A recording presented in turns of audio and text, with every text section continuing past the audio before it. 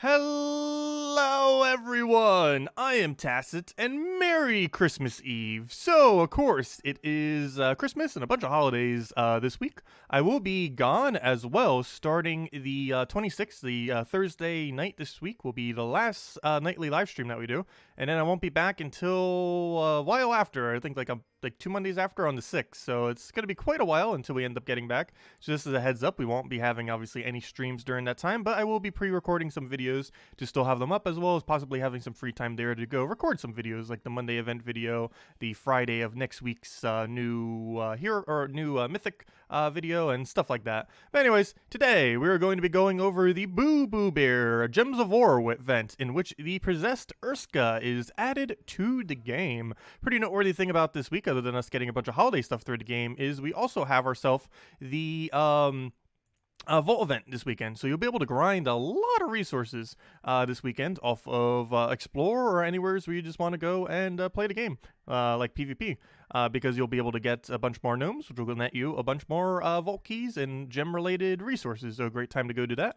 As far as this new troop, Possessed Urska, it's nothing too special. It explodes a gem, deals some damage to the first enemy, boosted by purple gems at a 3x boost ratio, and then curses them. Looks somewhat similar to the other purple Urska from the Urskea Kingdom, but overall it's not really going to see much usage, but this will ever so slightly nerf the Explore within that of Urskea. As many of you know, Scorpius team is still pretty much the meta there as far as quick farming Explore is concerned.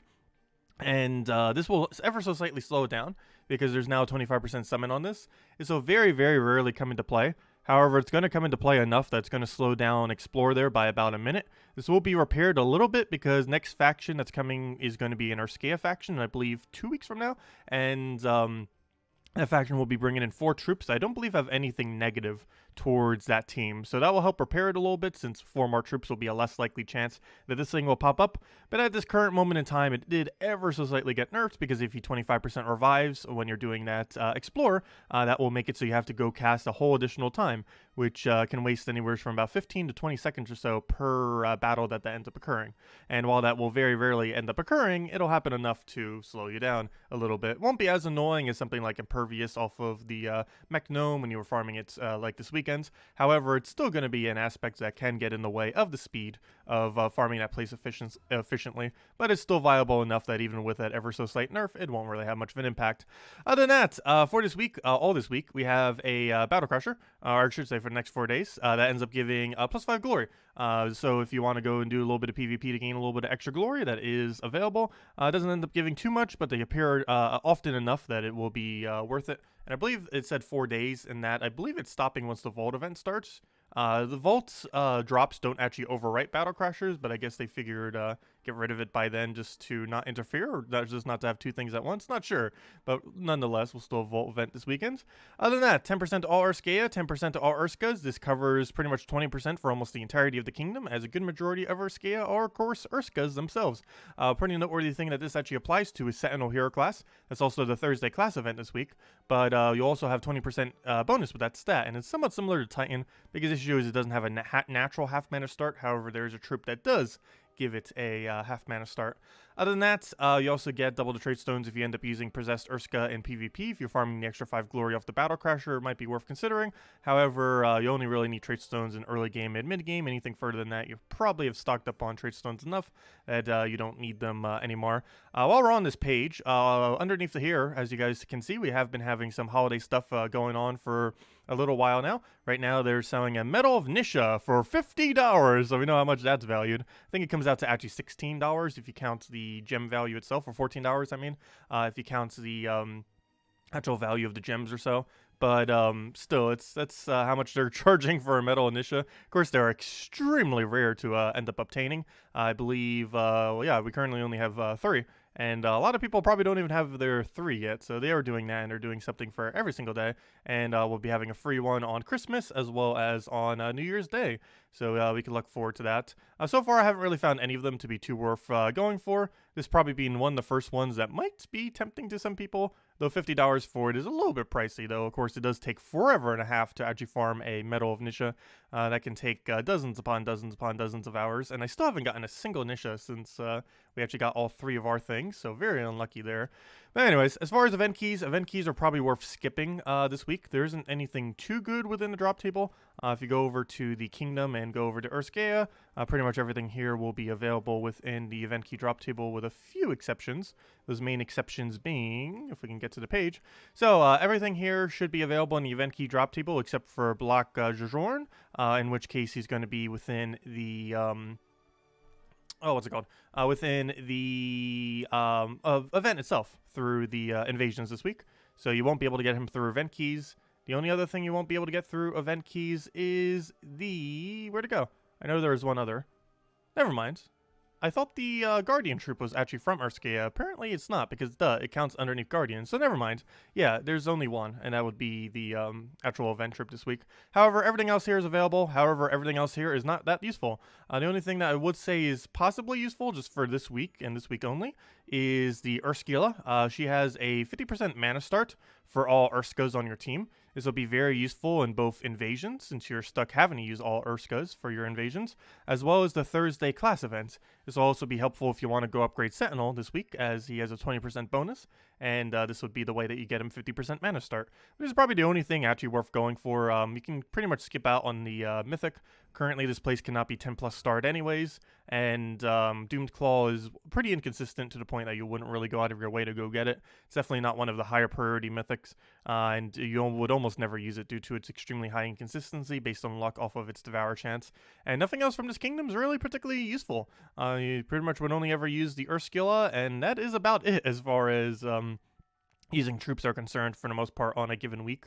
Some of these troops might be good for invasions and stuff like King Mikhail, but you can normally get away with just getting the Urskila and being perfectly fine. And that's pretty much as far as I would bother going with event keys are concerned this particular week. Other than that, next thing, invasions. So, underneath the invasions, we're going to be running with this team. This was the troop I was referring to that I thought was there for a second. It is an Urska construct. However, all these Guardian troops are underneath the Guardian Kingdom, not their specific kingdoms. But this is what I'm going to be running for the entirety of the invasion events this week. It is the new invasion troop, followed by the new troop that we just got last Monday with Defiance here. Which will end up boosting up all of our Urskas, on top of the fact that we also have the Sentinel Hero class, of course, which has 20% bonus with the new weapon. This new weapon is Axonorph. It's pretty similar to the other weapon in that it creates green and brown based on Urskas, whereas the other one is green and brown based on Urskea. The main difference is their coloration, and I believe they have ever so slightly different perks off of their... abilities over there, but overall you can just get this for pretty much for free just by throwing some gems into the event, which you might have already just done. So easy to end up attaining to be able to make this team work.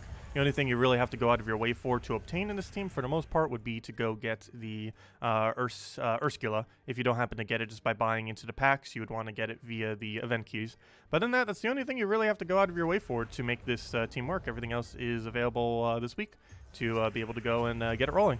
Well, we just go and cycle through its mana and just keep doing that, firing your main first two. This one mostly on browns and the other one to clean up pretty much everything. Poke with skulls. Your entire team has 20% bonus this week and ends up working out pretty well. And that's pretty much all you have to do for invasions, rinse and repeat until you end up completing it all the way out. Either all your sigils or all the way to all rewards. Other than that, as far as events this week, today we have ourselves the faction assault for the Crypt faction. It's actually the easiest faction in the entire game to get pure 500 on, mostly because you can just instant kill all of the final battles.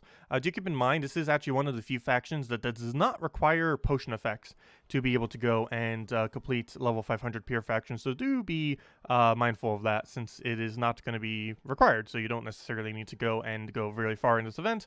You might as well just do the free ones, since if you're eventually going to 500 in this place, you can simply just do pure faction without needing any of those extra stats or potions for the most part, just by getting lucky enough to kill them with instant kills. It does take several attempts to be able to get that lucky, but it can definitely be done without any potions and pretty much with no upgrades beyond 100. Many people have done it before, and it can definitely be done. Other than that, Pet Rescue, this Wednesday for Christmas Day, we're going to be having a Christmas tree. How fitting. That will be a cosmetic free pet. and they'll probably have it. They might even give us a free copy off the free thing that's on the calendar as well. But you can end up doing that to go get the tree cosmetic, so not really too important. However, it is one of those kind of things that only comes in like once and then pretty much never comes back again. So you might want to consider doing it just for that reason. This Thursday is Sentinel Hero Class. Sentinel Hero Class is 20% bonus this week. It's kind of like an alternative Titan. It's the tankiest hero class in the game. However, it's a little bit slow, which is one of the reasons why it's not normally used as often, as there's many hero classes that can win quicker than it. But it's a pretty safe option if you're lucky not to die, because it has both 40% score reduction, a lot of barrier options, more so than any hero class, as well as having a barrier every single time you take a brown. So with those three combinations of things, it's relatively tanky. And lastly, this Friday, of course, as I mentioned, we'll be having a vault event all this weekend. So great time to go farm, explore, PvP, questline, stuff like that. I believe even challenges have them in it if you want to go do all your challenges now. Or challenges definitely have it in it if you want to go do all of them, especially now that they were buffed with trophies, and you'll have them buffed even more through the vault event. But yeah, vault events come about once a month for an entire weekend for those 3 days, and they just boost the chance of finding gnomes, and as well as a chance of specifically finding vault keys from those gnomes, which is their best drop, which will give you a bunch of various gem-related resources, among a few other resources like Cedric Sparkle Sack. But a great time to be farming within the game. I unfortunately will not be around to do so, but it is a great time to go and farm up resources, and you'll be able to get a lot of gem value per hour, sometimes being able to hit hundreds gems worth of value per hour. Sometimes it's physical gems, because vault keys actually have a drop of 250 gems, despite it being relatively rare. Other than that, Soulforge. Soulforge is pretty lackluster this week as far as crafting legends or mythics. There is basically nothing worth crafting this week. The only thing I would really consider is the maybe Vash Dagon. It's probably worth skipping over. You'll see me pretty much using this only with Iron Gut. It's pretty much just exclusively only used as an Iron Gut synergy troop. There aren't too many uses for it. If you look at its traits, it looks amazing. It has 25% spell reduction, impervious, and constant curse off of browns. Its traits are perfect. The biggest issue is that its ability is pretty lackluster, and even something like a Black Beast has better overall functioning, which is only an ultra rare compared to this mythic, and very rarely would you ever end up putting this into your team. If it ends up getting a revamped ability that worked a little bit more similarly to Black Beast, at least mechanically wise, because it even has a glitch, or not really a glitch, but an oversight on their part, where they made some fixes to Black Beast a long while ago that they never applied to this troop, even though it's the same general premise. So not sure when they'll eventually get around to that, but in the current state of the game, this thing is basically worse than Black Beast in about 90% of teams, and the only 10% where it's really better is if you're synergizing it with Iron Gut, which you might have seen me do, I believe, last week for Guild Wars. But other than that, it does not have much usage outside of Iron Gut, and even in most Iron Gut teams, when you have the option of using absolutely anything, Mirage Queen is often actually a better option than using Vash Dagon. So overall, not really too worth it, but out of everything that is craftable this week, it is the most noteworthy. Other than that, as far as weapons are concerned, nothing really too big on weapons either. There's some of them that you can end up getting. Secrets of the Crypt is only available this Tuesday. You can pretty much ignore it, though. It's basically a weaker version of Life and Death. So if you want to pick it up for that sake, yeah, I guess you could. However, Life and Death is a superior option and should be available again in about a month on one of the Tuesdays for whenever Silver Necropolis comes back around. Other than that, Stone Sword, one of these old epic weapons. If you want to go get that, it's also available. It's completely useless, but it's pretty cheap as well. And other than that, we have the 2 boost weapons. This one you can end up getting for free, or, you know, as you buy packs through the Invasion event this week, as well as this one being the old one. And they do a slightly different boost ratio. They kind of look the same because they're both kind of worded the same, but this one's Urska's, which is the typing, and this one is Urskea, which is the kingdom itself. So do be wary that those are 2 different things, even though they create the exact same color for whatever reason and use almost the exact same colors. They're almost the same weapon, because almost the entirety of the kingdom is Urska's after all. But they are slightly different. But if you had to only choose one, might as well obviously get the Axe of the North just through doing invasions. Speaking of invasions, I don't believe I actually ended up doing a battle, did we? Yeah, we ended up doing a battle. Never mind. So let's go and show over all the teams real quick then. Losing track of things.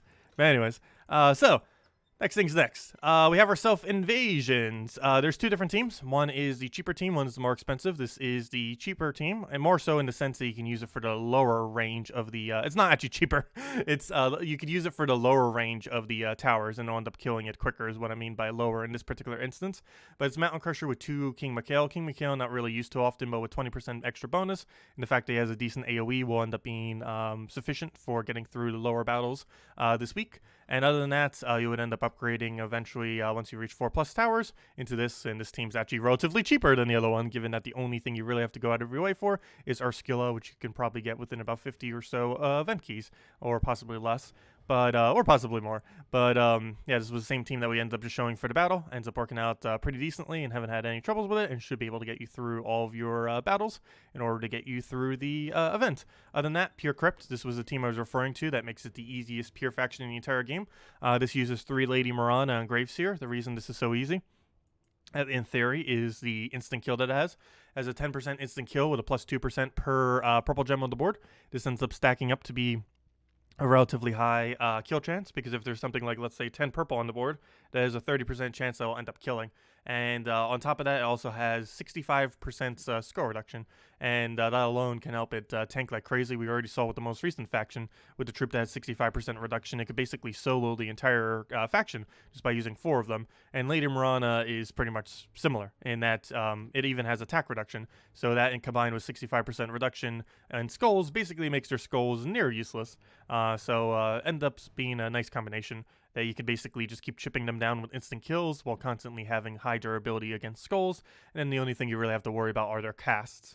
Graveseer is used for the only purpose of basically denying out the enemy's Graveseer. By you having an empowered Graveseer of your own, you can end up converting all green to purple, and even though you don't use the color of purple, you can deny the enemy, because the crypt is composed of 3 battles, the first and last of which will have a Graveseer. And there are troops on both battles that end up utilizing purple, and you basically want to go and use this ability in order to prevent the enemy from utilizing those purples. So obviously you don't use it yourself, but you use it to deny the enemy's capability of doing so. And it isn't worth putting a purple into this team just because Lady Mirana is way superior to any purple that exists in this faction. So might as well just spam Lady Mirana. But you do want to have at least 1 Graveseer just so you don't get messed up by the enemy's Graveseer, since the final battle can nearly one-shot you. It actually can one-shot you, depends what your HP value is. Ideally, you do want to outrange it on a level 500 pure faction to have enough HP that you don't get one-shotted. However, Graveseer will still help you counter that regardless of what situation you're running it in. Other than that, for lower battles, you're restricted to red and purple, of course, so you can end up using Mountain Crusher Double Gargoyle Gimlet, one of the versions that you can end up doing. Pretty standard Gargoyle team, or one of the versions of it would be perfectly fine. And of course, you are allowed to use any color weapon that you want within factions. And other than that, for level 100 plus with no mythic, you can end up just running Skull Spam. A few different ways you could do this. This one is a no mythic version, centered around Mang with Titan. You could also use Mang with Sentinel this time around. However, do keep in mind you can't 50% mana started, because the troop for doing so does not use red or purple. And you can use that with Mang, Gimlet, Keeper of Souls for the controlled Skull Spam, and your Skyla for instant Skull Storm, which you'll be able to do off all your extra turns just to make sure that you keep looping in the skull into more skulls. And of course, your Mang will do high damage by taking all their armor and converting into attack. So it will be pretty easy to do and relatively cheap team to end up building, or at least no mythics in that regard. Other than that, this Thursday we will be having a Sentinel class event. You could use pretty much the same thing as the cheap team I mentioned earlier, which is just Mountain Crusher into Double King Mikhail into Urskila, and that's all you'd need to run it. But anyways, guys, that'll wrap it up for this video. If you still have any other questions, feel free to leave it in the comment section below. I hope you all have a wonderful, wonderful holiday. I've been pretty busy with it so far. We'll be recording some videos very, very soon to go have up for when I'm gone. And yeah, it should be a pretty fun holiday. So I hope you all enjoy your Christmas Eve. Hope you all enjoy Christmas tomorrow if you celebrate. Hope you all have a wonderful New Year, since I won't be back until this will be, well, I'll still be having the Monday video up next week. However, it will be recorded with slightly worse audio, since I'll just be bringing the webcam as my audio thing. Kind of like we did last time, but I just think I'll be able to set up a little bit better with the new computer, so it isn't as bad as it was when we were away last time. But still won't be as good as our normal mic quality, but should be fine. But anyways, guys, again, we'll be leaving this Thursday, so Thursday night, or on Friday, so Thursday night stream will be our last stream of the week. And I guess I will catch all of you later. Have a wonderful holiday, have a wonderful New Year, and goodbye, everyone. Thank you all so much for watching.